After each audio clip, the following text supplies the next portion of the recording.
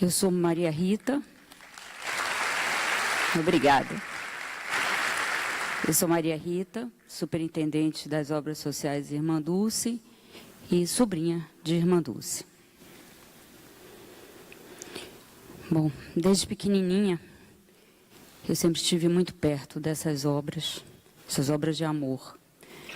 Minha mãe era irmã de Irmã Dulce, casou com um carioca, eu nasci no Rio de Janeiro, mas sempre estive muito perto das suas obras. E bebi dessa seiva do amar e servir. Então, a minha história é um pouco, se confunde com a história das obras. Em 1989, eu ingressei no Conselho das Obras Sociais Irmã Dulce e, além de participar do dia a dia das obras, né, desde pequena, adolescente, sempre convivendo com o dia a dia da minha tia, eu passei também a fazer parte do Conselho e traçar a política estratégica da instituição. Até que em 1991, com o agravamento do estado de saúde de Irmã Dulce, eu fui convidada a assumir interinamente a direção de suas obras. E aceitei o desafio, primeiro pela ligação afetiva, amorosa, que tinha com ela e com as obras, não podia dizer jamais um não. E fui sabendo da minha pequenez, das dificuldades que enfrentaria, mesmo que fosse por um período de 3 meses, mas não podia dizer não. Não ao conselho, não às obras e não à minha tia. E esses 12 meses que passei lá, nessa interinidade, me aproximou ainda mais. A responsabilidade muito grande de levar adiante uma obra num momento de crise, várias crises, crise do governo, uma época difícil, 1989, 91, 91, e fui enfrentando, na medida do possível, me inspirando no que ela sempre dizia: esta obra não é minha, é de Deus, e o que é de Deus permanece para sempre. Mas torcendo para que chegasse o momento do meu retorno ao Rio de Janeiro. Isso não aconteceu. Ela faleceu em março de 1992 e uma carta-testamento foi aberta, uma carta, obviamente, de valor moral, não jurídico, e nessa carta, meu nome encabeçava uma lista de 3 nomes e o conselho me pediu que permanecesse os profissionais da casa e eu aceitei o desafio. Esse foi o meu day one. Saí do momento de extrema tristeza para um salto de felicidade. Eu diria porque eu mudei da água para o vinho, minha vida. Antes, eu trabalhava numa empresa como jornalista, era bom, eu me sentia muito capaz, mas eu fui para um desafio que eu não me sentia capaz, me sentia incapaz, mas muito preparada do ponto de vista do coração e da alma. E aí me entreguei de corpo e alma às obras, procurei me cercar de pessoas que conhecessem das diversas áreas, a obra muito grande, mais de 1000 leitos, 100% SUS, dependendo da sociedade, das doações. Então eu sabia que o desafio era imenso, ainda mais que era uma obra de uma pessoa considerada santa em vida. Mas eu disse, eu vou porque eu não posso dizer não a ela. E foi realmente uma mudança na minha vida, em todos os sentidos, até o sentido pessoal também foi muito melhor para mim, porque conheci uma pessoa, que me apaixonei, então era apaixonada pela obra e pela pessoa que me apoiava. Então, gente, eu posso dizer que valeu a pena. Esse day one ficou marcado para o resto da minha vida. Me senti primeiro quase que uma órfã, mas eu consegui dar a virada. Aí do lado tem a carta-testamento. Bom, e sempre me inspirei nela, né? A mentora espiritual sempre foi ela em toda a minha vida. Tudo que aprendi, devo a ela e aos meus pais, mas principalmente a ela.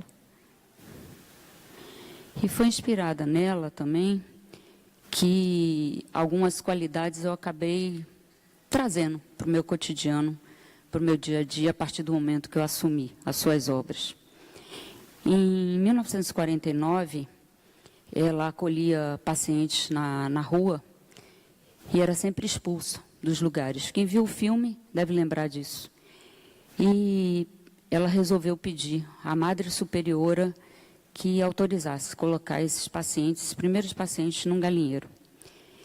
E então eu acredito que seja, no mundo, o único hospital que nasceu de um galinheiro. E a gente também resolveu ousar nos últimos anos. Esse é um dos exemplos de ousadia. Nós tínhamos um vizinho, um campo de futebol ao lado das obras, e não tínhamos onde colocar o serviço de radioterapia. Já fazíamos cirurgia de oncologia, a químio, mas não tínhamos o serviço de radioterapia. Aí o Ministério da Saúde nos doou o equipamento. E aí, qual foi a solução? Invadir, como ela fez. Ela invadiu tantas casas, nós resolvemos invadir esse campo de futebol, que era de empresários da indústria. No primeiro momento, óbvio, houve uma reação deles, nós colocamos uma imagem dela no meio do campo, na estatura dela, 1,5 metro, e resolvemos plantar essas medalhinhas, pedindo a ela que semeasse e que surgissem os frutos da radioterapia. Em 2 anos e meio, nós conseguimos atingir nosso objetivo. Esse campo de futebol virou a unidade de alta complexidade em oncologia Nossa Senhora de Fátima. Então, gente, muitas vezes nós, empresários, precisamos ousar, seja no campo social, seja em que área nós estivermos. É preciso muita ousadia para realizar nossos sonhos. Aí são imagens de como era antes, né, o campo de futebol. Vizinho, aí esse prédio que aparece é a geriatria. E hoje, atendendo a 5.400 pessoas por mês que procuram o tratamento do câncer, e a gente presta assistência integral. Essa é a casa de Dulce, um milagre diário que acontece. O túmulo dela, onde nós vamos buscar inspiração todos os dias. E hoje nós temos 1.336 leitos hospitalares. Atuamos também em outras cidades do estado da Bahia, gerindo hospitais do governo também. Fazemos 3,5 milhões de atendimentos ambulatoriais, 19.600 cirurgias, 2,5 milhões de refeições que são servidas em toda a obra, 4.352 funcionários. E aqueles números que eu passei antes são anuais. Por dia são atendidas 2.000 pessoas só na OSID, na nossa sede em Salvador, nas obras sociais Irmã Dulce. E nesses 25 anos, ela faleceu em 92, estamos chegando já aos 26, agora dia 13 de março, eu só posso dizer que a obra cresceu. Ela tinha razão quando dizia, essa obra não é minha, é de Deus, e o que é de Deus permanece para sempre. São 25 anos de amor, de serviços e conquistas que não param. Depois da sua morte, foi inaugurado o Hospital da Criança, com 102 leitos, o Centro de Acolhimento e Tratamento dos Alcoolistas, uma demanda muito grande em Salvador, a Clínica da Mulher, um centro de acolhimento à pessoa com deficiência, que era um sonho dela, porque ela sabia que muitas dessas pessoas que moram lá tinham potencial de inteligência preservado. O centro especializado em reabilitação, que atendemos inclusive crianças com microcefalia, mais de 100 crianças. Um centro de convivência para pessoas de rua, que também é um resgate do que ela fazia. A unidade de oncologia. E uma unidade também para atender mais... Foi inaugurada mais recentemente a pacientes com intercorrência, os nossos pacientes oncológicos. E, ao longo desses 25 anos, para mostrar a vocês que a gente precisa ter fé, acreditar sempre nos nossos sonhos e sermos determinados no que a gente quer. Foram mais de 60 milhões de atendimentos realizados, mais de 280 mil cirurgias realizadas. E se não fosse a nossa fé, a gente não teria conseguido conquistar tantas coisas. Essas são duas imagens que mostram o antes e o depois. Os pacientes sendo atendidos, os pacientes com deficiência, os pacientes de rua, que ela sempre atendeu. Nós nunca fugimos da nossa missão, sempre procuramos nos inspirar na missão, por mais difícil que seja o momento, as crises.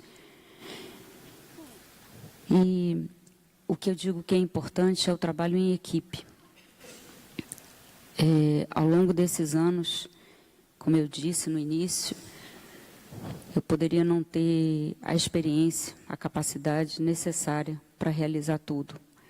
Irmã Dulce era uma santa, Irmã Dulce tinha um poder extremo de conquistar as pessoas pelo seu carisma, e me faltando o carisma, eu procurei sempre me unir às pessoas que conheciam, seja do conselho, seja os profissionais médicos, os profissionais mais simples.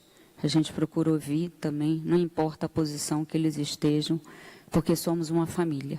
A família Oside, e eu incluo também os voluntários, que são uma força. E é isso. É a nossa inspiração. E meu sonho agora, para dizer que minha missão está sendo cumprida, é a canonização. É um dos pilares que nós temos. A beatificação já aconteceu em 2011 e a gente luta agora para a canonização dela. Não pela religião só, porque com certeza ela não almejava chegar a esse ponto, mas porque eu acho que é a garantia para que sua obra permaneça na sua missão, na sua filosofia, defendendo seus valores espirituais e morais. Então, gente, é isso. Como ela dizia, eu também faço minha essas palavras. Se fosse preciso, começaria tudo outra vez, do mesmo jeito, andando pelo mesmo caminho de dificuldades, pois a fé, que nunca me abandona, me daria forças para ir sempre em frente. Irmã Dulce, eu assino embaixo também. Muito obrigada.